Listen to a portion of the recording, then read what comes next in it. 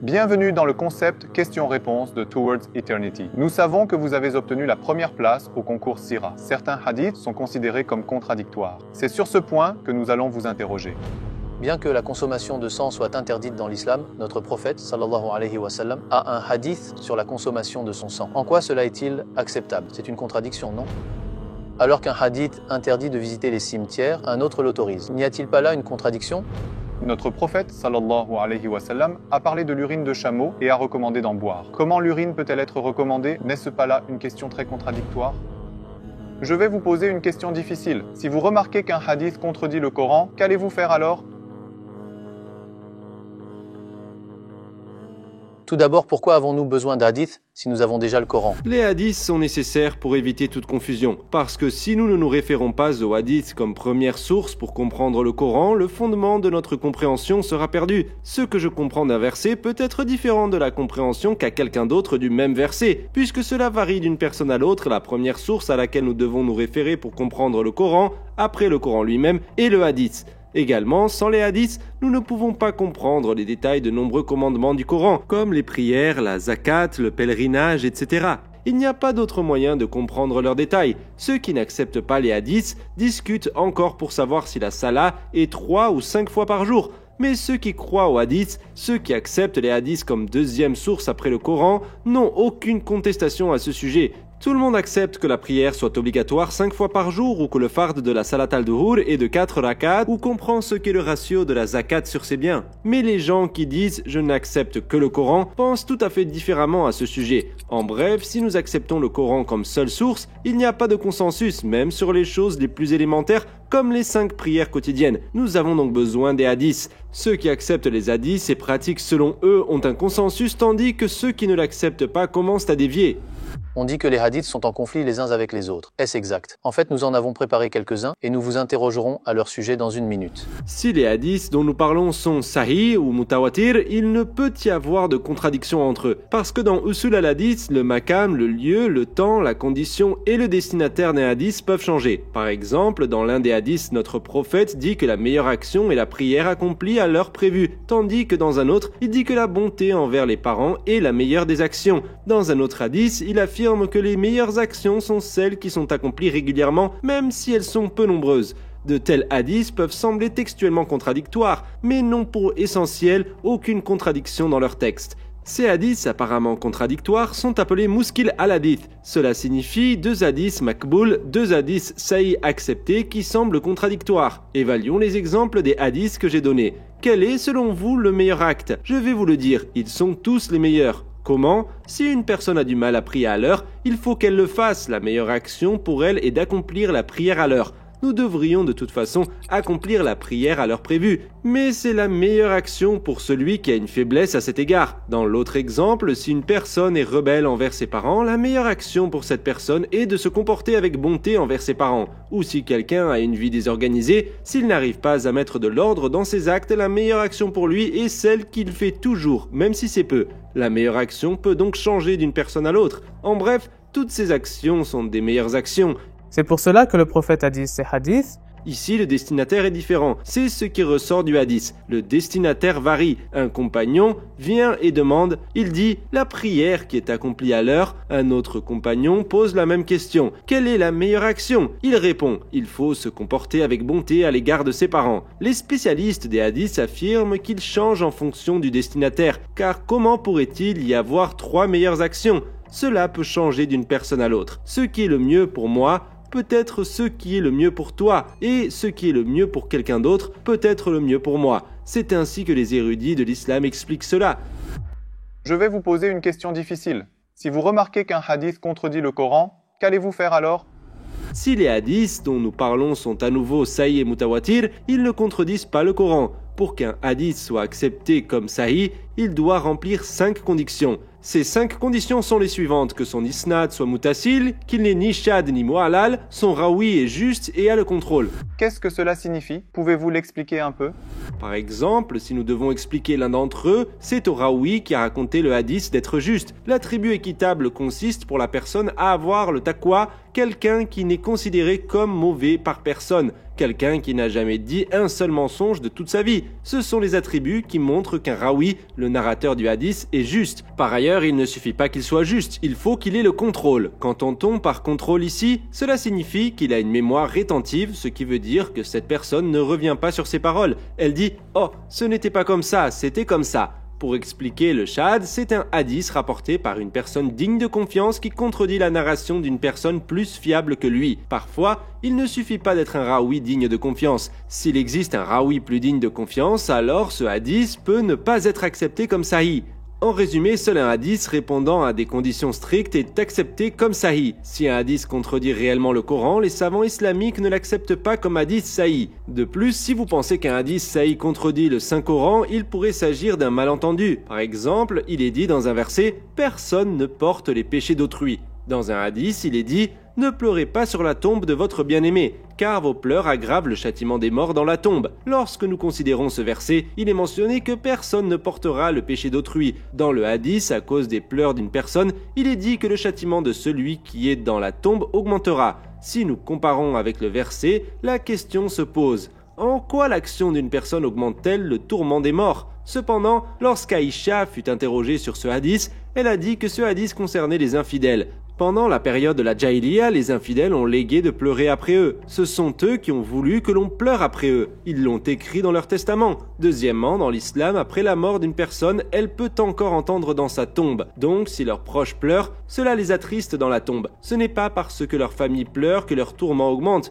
En bref, nous pouvons mal comprendre un verset et un hadith, mais quand on va au fond des choses ou qu'on regarde les explications, on voit qu'il n'y a pas de contradiction. D'accord, alors je veux la réponse à cette question. Notre prophète, sallallahu alayhi wa sallam, a parlé de l'urine de chameau et a recommandé d'en boire. Comment l'urine peut-elle être recommandée alors qu'elle est l'une des choses acceptées comme nejasa, souillure, pour le wudu et qui l'annule? N'est-ce pas là une question très contradictoire? Si c'était comme vous l'avez dit, ce serait une contradiction. Mais de comprendre la chose de cette façon ou de la transmettre de cette façon est soit une indication que vous agissez sur la base d'un oui-dire, soit que vous avez une arrière-pensée. Parce que notre prophète, paix et bénédiction soit sur lui, n'a pas dit cela à propos d'un cas normal et n'a pas non plus recommandé de boire de l'urine de chameau. Lisons le hadith directement à partir du texte. Anas raconte, un groupe de 8 personnes des tribus Uki et Uraïn vint à Médine et rendit hommage au prophète, paix et bénédiction soit sur lui, et devinrent musulmans. Au bout d'un certain temps, le climat de Médine les rendit tous malades. À la suite de leurs plaintes, le prophète leur recommanda de sortir de Médine et de s'abreuver du lait et de l'urine des chamelles. Il faut faire attention à ce qui se passe ici. Les hommes buvaient le lait et l'urine des chameaux pendant un certain temps et recouvrèrent la santé. Je n'ai même pas besoin d'en dire plus car même en examinant le texte, on comprend que ce n'est pas le cas. De quoi s'agit-il ? 1. Notre prophète n'a pas recommandé cela à tout le monde. C'était pour un incident spécifique lié à la santé. 2. Ce n'était pas seulement de l'urine, c'était du lait et de l'urine. Il y avait donc un mélange qui allait être un remède à la maladie. 3. Le traitement a fonctionné. Ils ont bu le lait et l'urine pendant un certain temps et se sont débarrassés de cette maladie. 4. Aujourd'hui, nous savons que l'urine animale est utile pour la santé interne et les maladies de peau. Même Ibn Sina l'a défendu. Il a même mentionné que la plus utile de ces urines animales est celle des chameaux qui paissent dans les déserts d'Arabie où l'air est exquis. En d'autres termes, le hadith n'est pas une recommandation générale. Il s'agissait d'un incident spécifique pour traiter une maladie. Alors qu'un hadith interdit de visiter les cimetières, un autre l'autorise. N'y a-t-il pas là une contradiction? En même temps, ces deux hadiths sont sahih selon les critères que vous avez mentionnés au début de cette vidéo. Comment ne pas y voir une contradiction? Si nous traitons la question en profondeur, notre prophète, paix et bénédiction soit sur lui, il a d'abord interdit dès les premières années de l'islam. Les gens ne pouvaient pas se débarrasser de leurs habitudes de la période de la Jahiliya. Par exemple, il y avait des paroles déplacées, des lamentations inutiles, vanter les mérites d'anciens parents décédés, comportements non islamiques. C'est pour ces raisons que notre prophète, paix et bénédiction soit sur lui, l'a d'abord interdit. Mais il dit ensuite « Je vous avais défendu de visiter les tombeaux ». Mais vous pouvez les visiter maintenant car certainement ils affaiblissent votre attachement au monde et vous rappellent l'au-delà. Il a autorisé la visite des tombes. Dans un autre hadith, il, paix et bénédiction soit sur lui, a dit « Quiconque désire visiter les tombes, visite mais ne dit pas de mal ». Comme nous pouvons le comprendre à partir de ces hadiths, notre prophète, paix et bénédiction soit sur lui, au début, il a interdit la visite des tombes à cause de la circonstance particulière de la poursuite des habitudes de la Jahiliya pendant la première période de l'islam. Mais ensuite, lorsque celles apportées par l'islam ont remplacé ces habitudes, il nous a permis de visiter à nouveau les tombes. Nous revenons à ce que j'ai dit au début. Il peut varier selon le makam, l'époque, le lieu et les conditions des hadiths. Si nous y prêtons attention, aucun hadith sahih ne contredit tout comme dans cette question et il y a une explication à cela. Bien que la consommation de sang soit interdite dans l'islam, notre prophète, sallallahu alayhi wa sallam, a un hadith sur la consommation de son sang. En quoi cela est-il acceptable? C'est une contradiction, non? Quand on regarde le Saint-Coran, nous voyons que dans le 3e verset de la sourate Al-Maïda et son interprétation, il est interdit de boire du sang en islam. Le sang a été bu 2 fois. La première fois, c'est lors de la bataille de Uhud. Lorsque le prophète a été blessé à la tempe, les compagnons tentent de lui enlever les anneaux de son visage et son compagnon Malik ibn Sinaan avala son sang. Après cela, notre prophète, paix et bénédiction soit sur lui, a dit « Le feu de l'enfer ne tombera pas sur ceux qui ont mon sang dans leur sang ». Cet incident de consommation de sang était un accident, il n'était pas intentionnel. Si vous demandez « Pourquoi le prophète a-t-il dit une telle chose ?» Nous reviendrons sur cette question plus tard. Examinons un autre incident. Le compagnon Abdallah ibn Zubayr avait 8-9 ans. Le prophète avait fait une hijama, il met le sang dans une tasse et demande à Zubayr d'aller l'enterrer. Abdallah ibn Zubayr préféra boire le sang plutôt que de l'enterrer. Lorsque le prophète revint et l'interrogea à ce sujet, Abdallah ibn Zubayr répondit indirectement « Je m'en suis débarrassé ». Le prophète se douta de la situation et demanda « Peut-être l'as-tu bu ?» Il a répondu « Oui ». Lorsque nous examinons cette question, nous arrivons à quelques conclusions. 1. C'est un enfant qui a fait ça. Je veux dire, même si boire le sang du prophète, paix et bénédiction soit sur lui, est interdit, c'est un enfant qui l'a fait, donc il n'y a pas de responsabilité. 2. Notre prophète n'a pas recommandé de boire ce sang. Au contraire, il a chargé de l'enterrer. 3. Puisqu'il savait que notre prophète, paix et bénédiction soit sur lui, désapprouverait cela, Abdallah répondit « Je m'en suis débarrassé » indirectement. En d'autres termes, il savait que notre prophète n'approuverait pas. La dernière conclusion à laquelle nous pouvons aboutir est la suivante. Au début, nous avons dit que notre prophète, paix et bénédiction soit sur lui, a dit « Le feu de l'enfer ne tombera pas sur ceux qui ont mon sang dans leur sang ».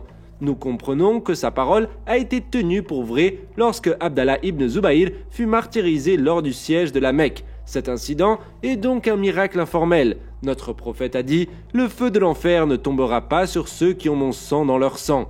Abdallah ibn Zubayr devient martyr lors du siège de la Mecque. Selon la croyance islamique, un martyr ne sera pas touché par le feu de l'enfer, parce qu'ils deviennent les habitants du paradis. Ce hadith n'est pas une occasion de démenti pour nous. Au contraire, c'est une question qui augmente notre foi. Il y a des hadiths où notre prophète, sallallahu alayhi wa sallam, a bu de l'eau, debout et assis. N'est-ce pas une contradiction? Oui, dans certains hadiths de notre prophète, il buvait de l'eau debout et dans d'autres, il interdisait de la boire debout et recommandait de la boire en position assise. Mais la découverte de 2 narrations différentes n'est pas une contradiction. Comment? Nous pouvons tirer 3 conclusions des états et des actions de notre prophète, paix et bénédiction soit sur lui. La première est la sunna muakkada. En d'autres termes, les actes et les actions que notre prophète, paix et bénédiction soit sur lui, faisait régulièrement. La deuxième conclusion est la sunna aïr muakkada. En d'autres termes, les choses que notre prophète, paix et bénédiction soit sur lui, faisait la plupart du temps et qu'il abandonnait parfois, comme ne pas prier la sunna de salat al-asr. La troisième est ce que nous appelons un permis. Le permis, c'est que notre prophète, paix et bénédiction soit sur lui, a fait des choses contraires à ce qu'il faisait normalement dans des situations qui sortaient de l'ordinaire. Comme nous l'avons dit, boire de l'eau en restant debout ou faire ses besoins debout ou parfois dormir sur le côté gauche, ce sont des questions que nous devons comprendre en tant que permis. Si le prophète ne buvait pas d'eau en se tenant debout ou ne faisait pas ses besoins debout, s'il n'avait jamais dormi sur le côté gauche pendant toute sa vie, les gens, la Oumma, auraient pu penser que c'était interdit. C'est pour cette raison que notre prophète, paix et bénédiction soit sur lui, agissait parfois à l'encontre de ses actions normales en raison de situations spéciales. Il n'y a pas de contradiction là-dedans. Les choses que notre prophète faisait tout le temps sont appelées sunna. Ce qu'il faisait rarement est appelé permis. Nous savons beaucoup de choses sur la protection des animaux dans l'islam. Cependant, nous connaissons un hadith sur le fait de tuer les chiens. De quelle sorte de contradiction s'agit-il? Avez-vous une réponse à cette question? Tout d'abord, ce hadith ne parle pas des chiens qui errent dans les environs et se tiennent à l'écart des gens. L'expression utilisée par le prophète est fasq, animal. Les animaux mentionnés sont au nombre de 5, le scorpion, la souris, le chien prédateur, le milan et le corbeau. La raison pour laquelle on les appelle fasq est qu'ils sont prédateurs. Ils sont différents des autres animaux. En dehors de cela, la grande majorité des savants disent que l'expression des chiens prédateurs s'applique à tous les animaux prédateurs comme les lions et les tigres, etc. Cela ne veut pas dire tuer tous les prédateurs que vous voyez ou que vous les trouviez. Les savants islamiques ont également dit si ces animaux ne vous attaquent pas, il ne vous est pas permis de les tuer s'ils ne vous font pas le moindre mal. Par exemple, toute la vermine que vous trouvez dans votre maison ainsi que les animaux agressifs comme les scorpions et les souris, il n'y a pas de mal à les tuer parce qu'il est dans votre maison et qu'il a le potentiel de vous faire du mal. mais vous n'avez pas le droit de les trouver et de les tuer sur leur territoire. C'est aussi simple que cela. Mais ceux qui nous questionnent sur ce hadith le racontent comme s'ils nous disaient de tuer les chiens qui ne font de mal à personne. Il s'agit d'une mauvaise compréhension de la religion. Il y a une arrière-pensée derrière la question. Donc quand on ne comprend pas les hadiths, ou quand ça ne semble pas plausible, quel chemin emprunter? Lorsque nous examinons certains hadiths pour la première fois, il se peut que nous soyons désorientés et que nous comprenions mal. À cet égard, le chemin que nous suivons devrait être le même que celui que le verset autorise, tout comme lorsque nous examinons n'importe quel verset. Lorsqu'il nous déconcerte au début, nous cherchons son explication dans un tafsir. C'est également la voie que nous devons suivre pour les hadiths, parce que lorsque vous lisez un hadith, il se peut que vous ne le compreniez pas au départ. Le sens réel du hadith peut ne pas être celui que je comprends. En résumé, lorsque nous rencontrons un hadith, il doit y avoir une explication. S'il n'y a pas d'explication, ce que j'ai compris au départ n'est peut-être pas vrai. Même les mots prononcés par n'importe lequel d'entre nous aujourd'hui peuvent avoir 2 ou 3 significations différentes. Pourquoi n'en est-il pas de même pour les hadiths? Ce qu'il faut donc faire, c'est ne pas nier immédiatement un hadith, mais en rechercher l'explication, et c'est la bonne voie à suivre. Sinon, quand on lit le hadith, on ne sera pas plus savant dans le domaine religieux, où nous ne comprendrons pas mieux les versets. Au contraire, nous comprendrons le verset selon nos propres désirs, et nous ferons quelque chose de mal. En dehors de cela, les hadiths que vous rencontrez tous les jours, je vous l'assure, les savants islamiques les ont déjà expliqués et racontés dans leurs ouvrages. Ainsi, lorsque vous rencontrez un hadith, ne le niez pas si vous ne le comprenez pas. Merci d'avoir répondu à nos questions. C'est tout pour l'instant. Chaque question, chaque problème que vous rencontrez a une réponse. Tant que vous cherchez sincèrement une réponse et que vous ne la niez pas... Action 3, 2, 1. Bienvenue au concept question-réponse. Vous disposez de 60 secondes pour chaque question. Vraiment? Lâchez les 60 secondes, pour l'amour de Dieu. Attends, je vais faire autre chose. D'accord. Vers l'éternité, bienvenue dans la compétition. Ce n'est pas comme ça, n'est-ce pas? C'est trop compliqué, c'est trop compliqué. Bienvenue au concours Towards Eternity, Syrah. Assalamu alaikum frères et sœurs. On a vu que 80% de notre public, y compris cette vidéo, n'est pas abonné à notre chaîne. Comme vous le savez, nous sommes une organisation à but non lucratif et les publicités sont désactivées sur nos vidéos. Vers l'éternité n'est pas seulement une chaîne YouTube, mais aussi une madrasa. Ici, on essaye de s'éduquer et éduquer les jeunes sur l'islam. Donc la seule raison pour laquelle on vous demande ça, c'est pour propager la vérité. Ça peut vous sembler un petit acte, mais Inch'Allah, il nous aidera à atteindre des millions de personnes. Maintenant, cliquons sur les boutons j'aime et s'abonner et marchons ensemble vers l'éternité.